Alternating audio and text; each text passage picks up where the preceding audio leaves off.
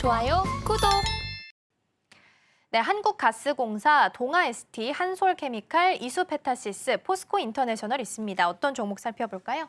포스코 인터내셔널을 좀 살펴볼 필요성이 있다고 생각을 하고 있습니다. 일단은 지금 아직까지도 뭐 가스에 대한 이야기 계속해서 좀 나와주고 있고 저는 아마 올해 연말까지는 계속 좀 재료가 부각이 될 가능성이 좀 높다고 보고 있거든요. 그중에서도 일단 이제 포스코 그룹주 자체적으로 좀 밸류 체인이 굉장히 좀 잘 되어 있는 상황이고 포스코 인터내셔널 같은 경우도 지금 미얀마 가스전에 좀 3단계, 4단계까지 일단 좀 돌입이 된 상황이고 또 NLG 터널 쪽에 대한 밸류 체인이 굉장히 좀 잘 돼 있는 기업입니다.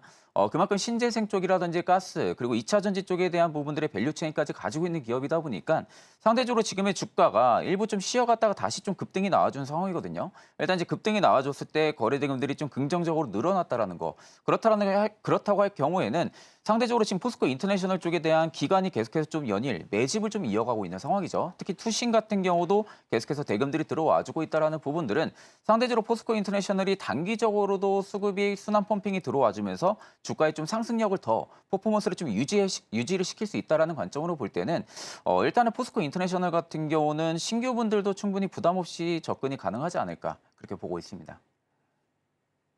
네, 포스코 인터내셔널 같은 경우에는 신규 매수 관점도 유효하다라는 코멘트까지 남겨주셨습니다. 계속해서 코스닥 시장도 함께 살펴보도록 하겠습니다. 네, DIT, 미코, 세경하이테크, 이오플로우, 하나머티리얼스 있습니다. 어떤 종목 살펴볼까요?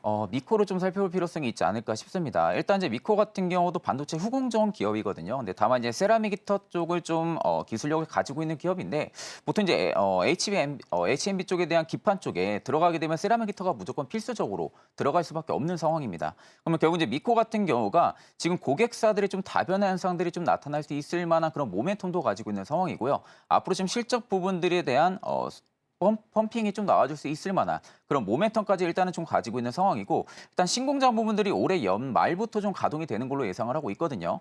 그렇게 된다 하게 될 경우에는 지금 국산 자체화까지도 지금 계속해서 기술력을 가지고 개발을 진행을 하고 있는 상황이다 보니까 오히려 좀 동반적으로 외형 성장과 실적 성장 모멘텀을 같이 좀 한눈에 좀 가져갈 수 있는 그런 기업이지 않을까 보고 있습니다.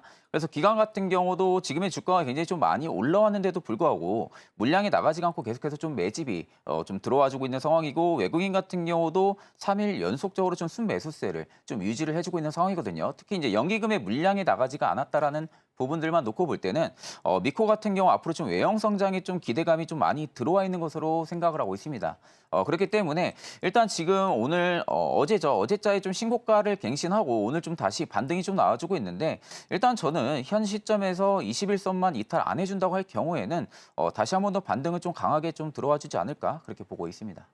좋아요, 구독!